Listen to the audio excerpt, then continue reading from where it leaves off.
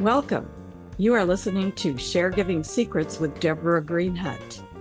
If you are a family caregiver or expect to be one, and you want to maintain your well-being while caring, then you are in the right place. I am your host, Deborah Greenhut, speaker, author, and rational caregiver advocate. I'm a family caregiving veteran, bringing you survival secrets and experiences from experts who share the goal of doing less by managing more. We need to invent and reinvent family care, and together we're going to do it. My big idea is rational caregiving, and my motto is, let your brain lead your heart. Please share yours in the comments. Caregiving Secrets, because friends don't let friends be caregivers alone. Let's do this. Welcome, everyone. My guest today, Terry Tucker, has experienced a journey that's a combination of diverse experiences. He's been an NCAA Division I basketball player, a marketing executive, a hospital administrator, a customer service manager, a SWAT hostage negotiator, a business owner, a high school basketball coach, and a 13-year cancer warrior, an author, and the founder of Motivational Check. I think this is probably worth about 25 interviews, but we're going to focus on caregiving today. So I want to welcome you, Terry. I'm so excited to have you here. Well, Deborah, thanks for having me on. I'm really looking forward to talking with you today. Yeah, we have a lot to get to. So let's get started. Your journey provides so many entry points for caregivers and care recipients because you've worked on both ends of this. If I have it right, you were a caregiver for your father and your grandmother in their last days. Could you tell our listeners a bit about how that came to happen? Sure. So I graduated from college, and I'm really going to date myself now, but this is long before the internet was available to help people find employment. So I moved home to look for that first job. Fortunately, I did. I found, as you mentioned, I found that first job in the marketing department at the corporate headquarters of Wendy's International, the hamburger chain. That was the good news. The bad news was I ended up living with my parents for the next 3.5 years as I helped my mother care for my father and my grandmother, who were both dying of different forms of cancer. My grandmother had lived her entire life in Chicago. She had moved to Ohio when my dad got an opportunity for a better job. And so she's in one bedroom, and literally right next door, my dad is also dying of end-stage breast cancer while she's dying of lymphoma. So it was certainly a tumultuous time. It was probably about a 6-month window between the time they were both diagnosed. So it was me, my brother, who was in high school, and my mom, my other brother, was back in Chicago going to school. So it was time to rally the troops, so to speak, and we were going to take care of Nana and my dad for as long as it took. It's so important that the family pulls together and shares that labor because it's more than one person can handle. And you had two people to care for at the same time. So your family really did an epic service for one another there. Can you tell me a bit about what was the most difficult part of this challenge, this assignment for you, caring for your dad and your grandmother? I mean, from a selfish point of view, and this is exactly what it was, I'm the first person in our family to graduate from college. I'm all set to make my mark on the world. And then this comes about. And so it was really a matter of putting my life on hold, which I would have done it. And for however long it took, my mom and dad gave my brothers and I the values of what's important in a family, of loving each other, of caring for each other, of supporting each other. And so, I mean, literally, I would get up in the morning, I would go into my parents' bedroom and empty my father's urinal. Then I would take a shower, I would get dressed, and I would go to work.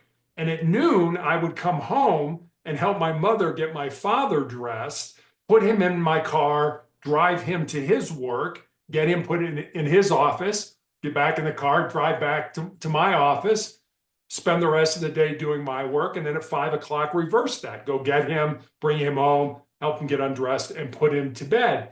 And I remember one day, my dad had chemotherapy, so he lost a lot of his hair. I was drying what little hair he had. and he stuck out his hand like he wanted to shake my hand. And I was like, well, that's kind of strange. And so I shook his hand, and in the palm of his hand was $100 bill. And I looked at that, and Deborah, I was like, what's this for? And he's like, well, that's for all you do. I said, Dad, and maybe I shouldn't have felt this way, but this is exactly how I felt. I said, Dad, you're making me feel like a prostitute. Like I'm doing this because you're paying me. I'm like, you and Mom have given my brothers and I everything. We all were college athletes because of you and what you did for us. We all have good jobs. Why are you trying to pay me for this? I said, don't ever do that again. And I put the $100 bill back in his pajama pocket. And it was, it was just trying to figure out all the different nuances, how he was feeling. Was it a good day? Was it a bad day? And that was the negative part of it. The great part of it was that I got to lay there with my dad while he was in bed and have some great, deep, heart-to-heart conversations about life and what was important in life. And it wasn't work. It was connections. It was family. It was love. So as bad as it was, there was some good that came out of it as well. Yeah, it's a kind of tricky bridge to cross with a parent, especially if you're used to being the needy one because you were the child and suddenly the roles are reversed. And I remember that well in my own situation. I think that um, the the difficulty comes about because those feelings of love overwhelm people on both sides of it. Your parents love you and they didn't want this to happen, and you love them and you want to do as much as you can for them. And that's often the tricky dilemma, I think, for caregivers. How much can I do? So did you find yourself feeling limited at times or frustrated by the amount of that's a very busy schedule for one person that you had, even though there were hours in the day where you could do your work. Tell me about that part of it. Yeah, I remember one time as I mentioned, my youngest brother was in high school at the time. So he was living at home and he certainly was able to help as well. We were all kind of pitching in and doing different things. And I remember my brother had a basketball game one night. And I said to my dad, I'm not going to Brian's game. I'm going to go work out. It's been a few days since I worked out. So I'm going to go work out after my work. My dad said, no, you're not. And I said, what do you mean? No, I'm not. Yes, I am. I'm a man. I have my own job. I'm my own person. I'm going to go work out. My dad said, no, you're not. And it was really kind of comical. I was being a jerk. I was just trying to sort of say, hey, I need my own time right now to do this. So I'm going to go do it. And my dad was like, no, your brother needs you at that game. Your brother knows that his father is dying. He needs you there for support. And my dad was 100% right. He was absolutely right. I was just being a jerk. I was trying to sort of puff myself out and say, you know what? I'm my own man. I can do my own thing. And that's true.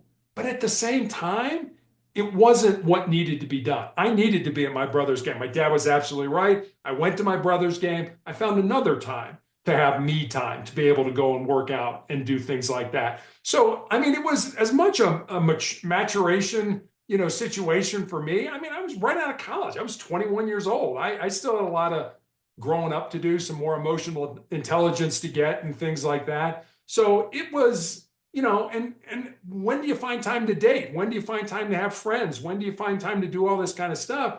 And there wasn't a lot of time for that. And I just accepted that as that was the price of doing business, of caring for my father and my grandmother. Yeah, that family imperative is so strong that it almost creates a different logic of how you're going to manage your own experience because of it, because there's a morality there about what needs to be done right now, as you said, that is really unshakable at a certain point. And there are only so many people who are around to do things. And it's true, your younger brother was going to need the support of you, if not your dad at that point. So that's pretty important. Did being on a team before that, an NCAA Division I team, did that have anything to do you think, with how you saw the world at that point? Did that skill transfer over? I think so. I mean, having, started playing basketball and I was like 7, 8 years old, been on, and that's a team sport, it's not like golf or tennis where you're by yourself. And yeah, you understand the importance of team. You understand that, each person has their role on the team.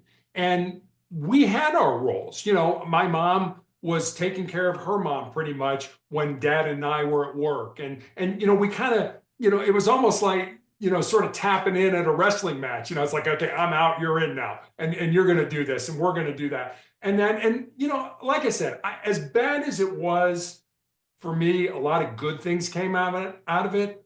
But again, I just can't imagine the feelings my mother was going through with her mother dying in one room and her husband dying in another room. And they died within 18 months of each other. And so it was, I mean, she never wavered. She never said, why is me? She never said, this is horrible. This is terrible. Why is this happening to us and our family and things like never, not once did she ever complain. Did I ever see her break down? I'm not saying she didn't, but it was never around us. And in addition to our family, there were friends that, my dad loved these ribs from the certain restaurant. And, on Saturdays, he and his wife would go get the ribs and bring them over and sit with my dad and have a meal so that the rest of us could kind of go do other things, go get a haircut or, go to church or whatever it ended up being. So, as much as it was sort of the family sort of circling the wagons, it was also friends that would come over and say, hey, I know you need a break. I'll take care of it right now and things like that. So it was, sort of the best of times and sort of the worst of times all at the same time. Yeah, when people pull together, you see what they're really made of. And this is something I talk about a lot to try to get share giving involved, where other people, friends, neighbors, communities get together to try to help people who are going through these extra demand moments in their lives. And as Rosalind Carter said, all of us are going to either need or be a caregiver at some point. So there's really no avoiding it. And the more you do to help people along the way, probably the easier it's going to be for you when it's your turn. Yeah, I mean, it's important to lean into it. I mean, we don't like it, but you know what? It's part of life. I mean, if you're going to live, if you're going to love, if you're going to laugh, the price for that is you're going to die. And so by doing that, you need to be there when other people are going through it. You need to be there for support. And sometimes it's just, I remember reading an article, and I'm trying to remember where I read it, but it was a little boy whose elderly neighbor's wife died. And one day he saw the husband who was left out on the front porch crying. And so this little boy went over and he just crawled up into to the man's lap and he sat there. And then when he came home, his mom said, well, what did you say to him? Said, I didn't say anything. I just helped him cry. So sometimes that you don't really have to do anything. Sometimes it's just being there to help that person if they want to talk, or just be there with them to know that they're not alone. Right. A lot of people feel uncomfortable when someone starts to cry and they don't know what to do. And as you say, the point is you don't have to do anything. They just don't want to be alone. So that's really important. Now, we've looked a bit at your side of the caregiving dilemma. Is it okay if we focus now on your own journey through cancer? Sure. So what can you share with us that might be helpful to others who are going through this same experience right now?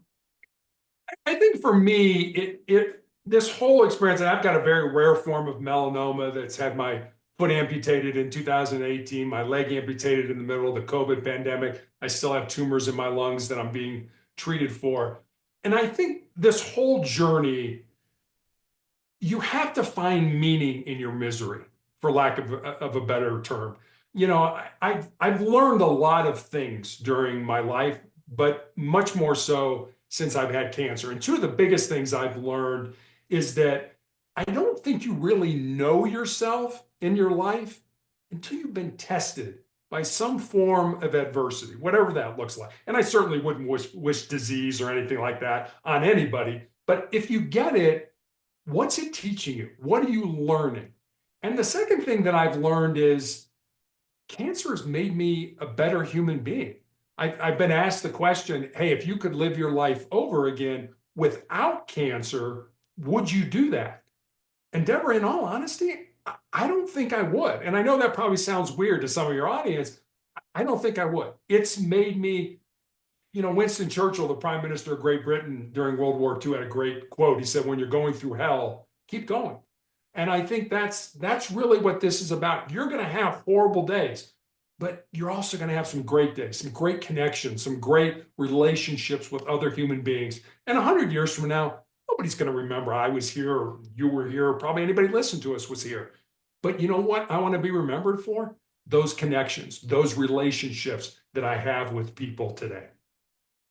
Right. It's almost as if the background lines you're coloring in become so different, and there's a new shape coming forward, and it's you reflected in this new understanding that you have. You're painting a really rosy and optimistic picture of this, which I think is so inspiring. And yet I wonder, in the current support system that you have, do you see things that you wish you could have or do or be different with? Are there changes you would make if you could reinvent that part of it? I would. I mean, my wife and daughter and I, it's our family. My brothers are still alive. My mother is still alive, but not able to partake in any of this. And my wife and daughter and I live away from family. We really don't have any family. We live in Colorado. And I mean, I've said to my wife, in a selfish kind of way, why don't you just put me in a nursing home and get on with your life? Because I mean, we've been married for 31 years.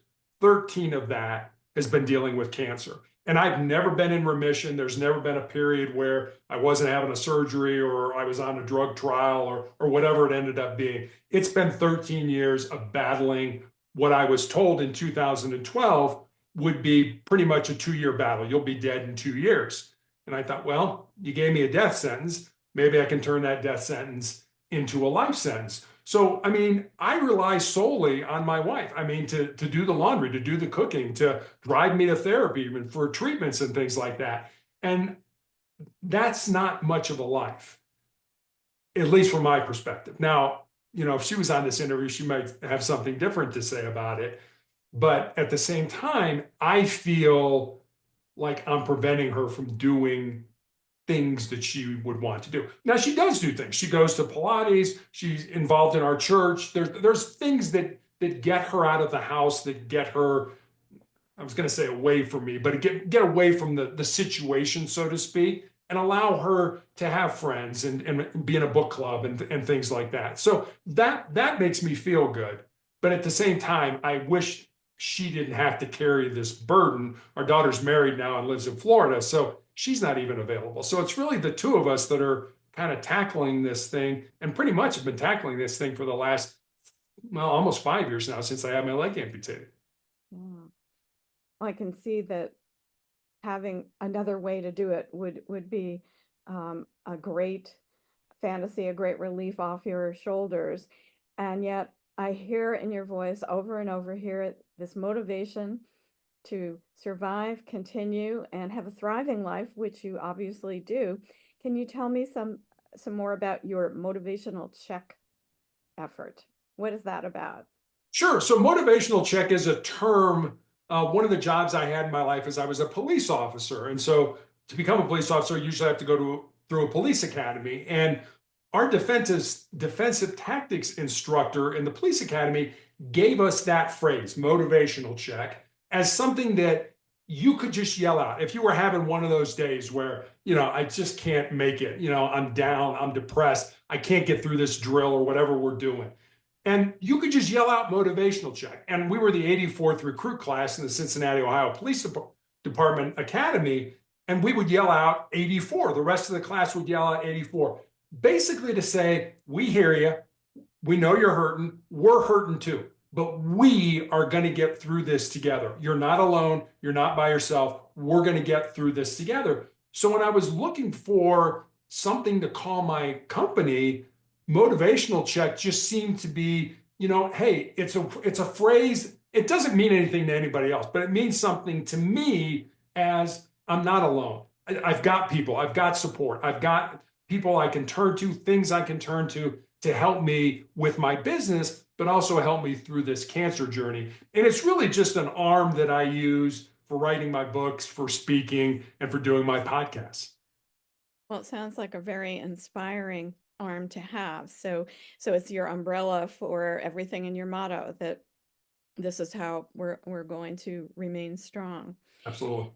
So what would be your next venture? You've done so many things already, and you have a couple of books out there that we should all take a look at, and those will be in the show notes.